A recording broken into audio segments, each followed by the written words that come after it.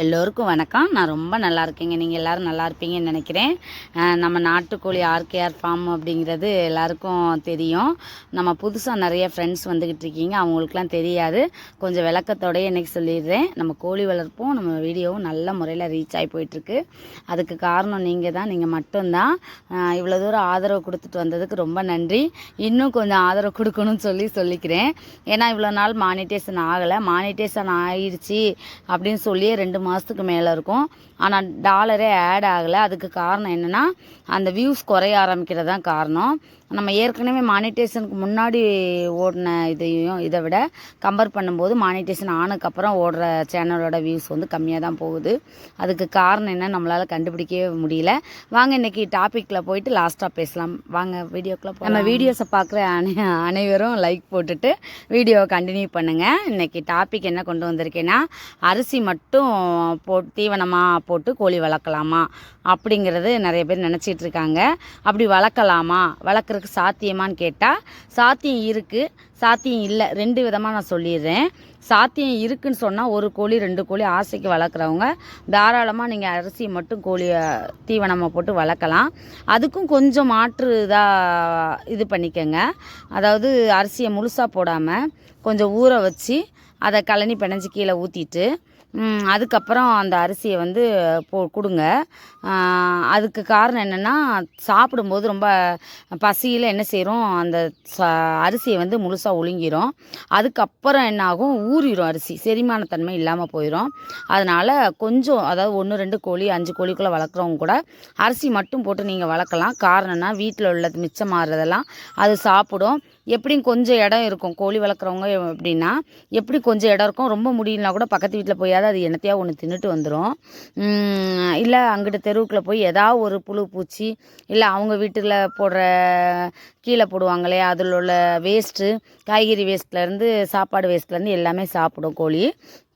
அந்த மாதிரி தீவனத்தை எடுத்துக்க போகும்போது 5 கோழி 10 கோழி 5 கோழிக்குள்ளேயே போதுங்க. 10 கோழிலாங்கும்போதே ஒட்டி இது பண்ணும்போது ஏதாவது நோய் எஃபெக்ட்லாம் தாங்குற சக்தியை அது கொடுக்காது.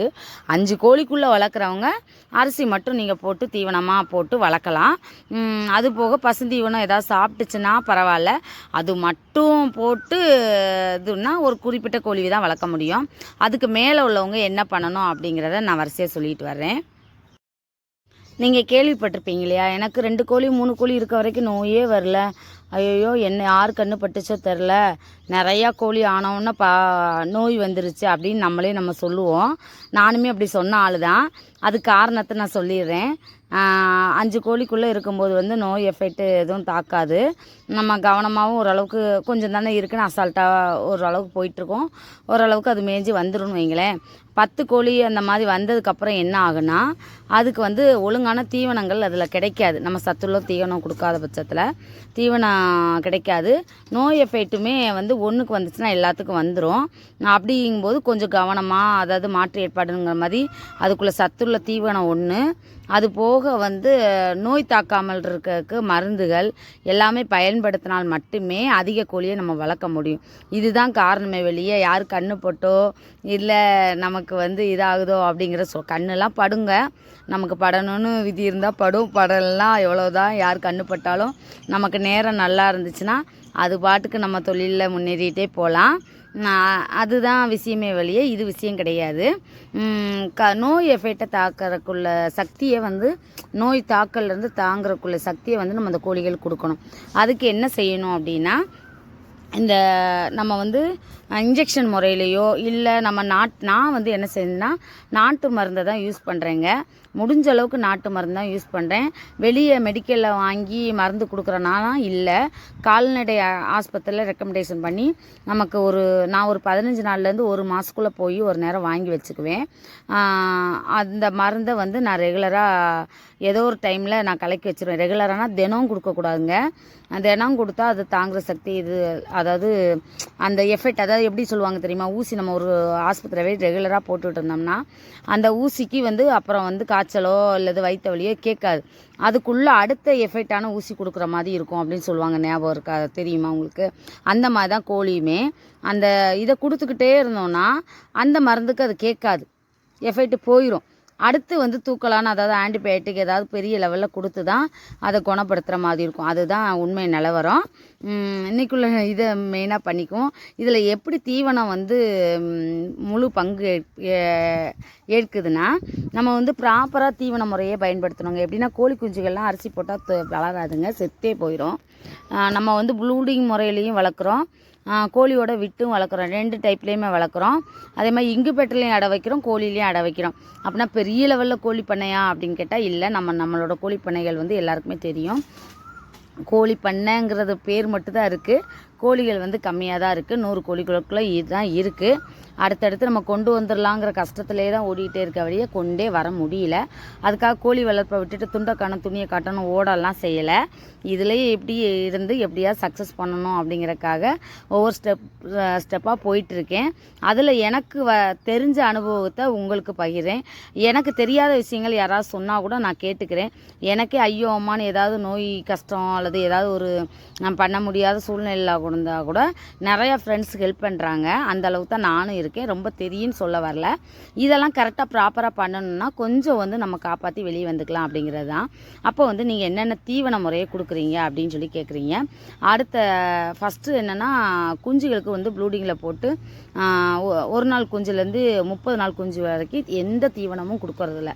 30 நாளைக்கு மேலே கம்பு நுணுக்கியோ அல்லது வேறு ஏதாவது எஃபெக்ட் உள்ள நம்ம தவிடு இந்த மாதிரி கொஞ்சம் கலந்து வச்சு, ஏன்னா புதுசாக வந்து வெளியே மேய விடுறதுக்கு முன்னாடி இங்கே என்னென்ன தீவனம் வெளியே வந்து மேய்ஞ்சதுக்கப்புறம் என்னென்ன தீவனம் சாப்பிடுதோ அதை ஃபுல்லாகவே கேஜிலேயோ இல்லை ப்ளூடிங்லேயோ எல்லாத்துலேயும் நம்ம பழக்கி தான் வெளியே கொண்டு வந்து விடணும். டக்குன்னு வெளியே விட்டுட்டு இந்த தீவனத்தை சாப்பிட்டுச்சுன்னா கண்டிப்பாக அதுக்கும் நோய் எஃபெக்ட் வரும். அதால் செரிமானம் தாங்க முடியாது. அதால் செரிமான தன்மை வந்து அதுக்கு இருக்காது. ஏன்னா ஒரு தீவனத்திலே அடிக்ட் ஆகிருக்கும். அடுத்த தீவனம் வந்து மாற்று முறையை பார்த்து தான் பண்ணணும். இதுதான் குஞ்சுகளுக்குள்ள இது. பெரிய கோழிகளுக்கு என்ன கொடுப்பீங்கன்னா, நாங்கள் வந்து தவிடு புண்ணாக்கு இந்த மாதிரி மிக்ஸ் பண்ணி கொடுக்குறோம். கோழி தீவனம் வந்து ஒரு நேரம் கொடுக்குறோம், ஃபுல்லாகவே கோழி தீவனம் கொடுக்கல. நிறைய பேருக்கு இந்த கேள்வி இருக்குங்க, ஆடு மாடுகளுக்கு தீவனம் வாங்கி போட்டால் எப்படி கட்டுப்படி ஆகாதோ, கோழிகளுக்கு தீவனம் வாங்கி போட்டால் கட்டுப்படி ஆகாதோ அப்படிங்கிற ஒரு டவுட்டு வந்து நிறையா பேருக்கு எனக்குமே இருந்திருக்கு, இன்னுமே எனக்கு இருக்குது. இதில் கொஞ்சம் கொஞ்சமாக நான் தெளிவாகி வந்துட்டேன். எப்படின்னா கோழி வந்து ஒரு அளவுக்கு தாங்க சாப்பிடும். நம்ம கரெக்டாக தீவனத்தெல்லாம் நம்ம மற்ற அரிசி இந்த மாதிரி அரிசி நீங்கள் கொடுக்கலன்னு கேட்டால் கண்டிப்பாக நான் கொடுக்குறேங்க. அதை நல்லா தெளிவாகவே நான் நிறைய வீடியோஸில் சொல்லிட்டேன். இதில் வந்து அரிசியை பற்றி மெயின் பண்ணி போட்டிருக்கிறதுனால நான் தெளிவாக சொல்லிடுறேன். அரிசியை நான் கொடுப்பேங்க. எப்படின்னா ஸ்நாக்ஸ் மாதிரி கொடுக்குறேன். ஊற வச்சு கொடுத்தா நல்லதுன்னு நிறைய பேர் சொல்கிறாங்க. அப்படி கொடுத்தா ரொம்ப நல்லது தான். நமக்கு டைம் இல்லாதப்ப ஒரு 1-2 ரொம்ப அவசரத்துக்கு வந்து 1-2 தூவி விட்டு சாப்பிடுங்கன்னு விடுவேன். ஸ்நாக்ஸ் மாதிரி தான் கொடுக்குறேன். அப்படி அதுக்கு மேலே கொடுக்குறதா இருந்தால் கழனி பிணைஞ்சி சோறு ஆக்கி அந்த சோத்தை வந்து நான் கோழிகளுக்கு கொடுக்குறேன். எங்கள் கோழி வந்து சோறை ரொம்ப விரும்பியே சாப்பிடும். சோத்தில் வந்து நமக்கு என்னென்ன காய்கறி வேஸ்டான காய்கறி அதாவது முருங்கைக்கீரை இருக்கு இல்லையா, அதெல்லாம் போட்டு சோறாக்கி அந்த சோறோட இதை கொடுத்தோம்னா இன்னுமே கொஞ்சம் எஃபெக்ட் நல்லாவே இருக்கும். இதெல்லாம் முதல்ல நான் பண்ணிட்டு தான் இருந்தேன், இப்போவும் இடையில பண்ணுறேன்.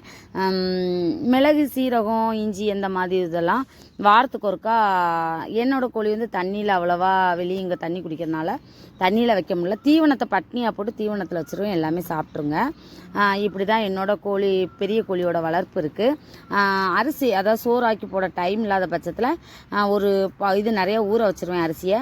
ஒரு நேரமாக அதாவது ஒரு நேரம் ஸ்நாக்ஸ் மாதிரி அவ்வளோதான் கொடுப்பேங்க. மற்ற நேரம் அடுத்து பசியாக வரும்போது எனக்கு வந்து இங்கே தேங்காய் புண்ணா கிடைக்கிறதுனால தேங்காய் புண்ணா ஊற வச்சு சட்டியை நிறைய இதில் பாத்திரத்தில் எடுத்து வச்சுருவேங்க. சாப்பிட்ருங்க. கொஞ்சம் நேரம் கழித்து சாப்பிடாம போயிட்டு திருப்பி வந்து சாப்பிடுங்க. கொஞ்சம் அது வந்து அப்படியே அடைக்கும் போல், கொஞ்சம் வயிறு பசி ரொம்ப தாங்குகிற சக்தி உள்ளது போல் புண்ணாக்கு. அதனால் கொஞ்சம் நேரம் சாப்பிட்டு போய் படுத்துக்குங்க. அதுக்கப்புறம் வந்து திருப்பி சாப்பிடும். அது முடிஞ்சதுக்கப்புறம் அடுத்த இது என்னென்னா கோழி தீவனம் ஒரு நேரம், ஆக மொத்தம் 3 நேரம் நான் தீவனம் வைக்கிறேன். நைட்டு தூங்க போகும்போது கண்டிப்பாக தீவனம் வச்சுருவேன். மிச்சத்தை கொண்டு போய் கோழி செட்டிலே வச்சுருவேன். இந்த பெரிய இதுலேயுமே கேஜில் பார்த்திங்களா மேலே இருக்க கோழி குஞ்சுகளுக்கெல்லாமே இப்போவே வந்து நான் அந்த புண்ணாக்கை கொடுக்க ஆரம்பிச்சிட்டேன். அரிசியும் அதே மாதிரி ஊற வச்ச அரிசியும் ஏதோ ஒரு நேரம் கொஞ்சம் கொஞ்சமாக தூவி விடுறேன். ஏன்னு கேளுங்க, இதை வந்து ஒரு 10 நாளில் நான் கீழே இறக்கி விடுற மாதிரி இருக்கும். அப்போ அந்த அரிசியை திங்கும் போது அதுக்கு இதாகும், இப்போவே பழக்கிட்டோன்னா எல்லாமே இதில் வந்து கலந்து கலந்து வளர்ந்துடும். இதைத்தான் சாப்பிட் இதில் வந்து கோழி தீவனத்தை சாப்பிட்றத விட தவிடும் புண்ணாக்கும் கலந்து வச்சு அந்த ஒரு கிண்ணத்தில் வச்சுருவேங்க உள்ள. அதை விரும்பி சாப்பிடுது இந்த பெரிய குஞ்சுகள்லாம். இது ஒரு 2.5 மாதத்துக்கு மேலே ஆயிடுச்சுங்க.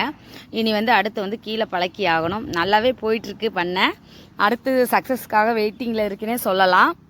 நிறைய பேர் கோழி குஞ்சும் கேட்டு ஃபோன் பண்ணுறீங்க, கோழியும் கேட்டு ஃபோன் பண்ணுறீங்க.